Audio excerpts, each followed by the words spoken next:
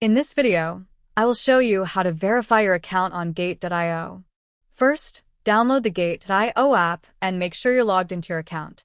From there, tap on your profile icon at the top left, then click the arrow at the top right next to Profile and Settings. In this section, you'll see that your KYC, identity verification, status is currently unverified, which means you cannot trade or access certain features on Gate.io. To verify your account, simply click on Unverified, then select Verify Now to begin the process. Make sure your country of residence is listed, then fill in all the required personal information, including your nationality. After completing the identity verification, you'll also need to verify your address by providing proof of address. The address verification takes approximately 10 minutes to process, while identity verification usually takes around 2 minutes. Once completed, you'll have full access to all Gate.io features including trading, transfers, and more.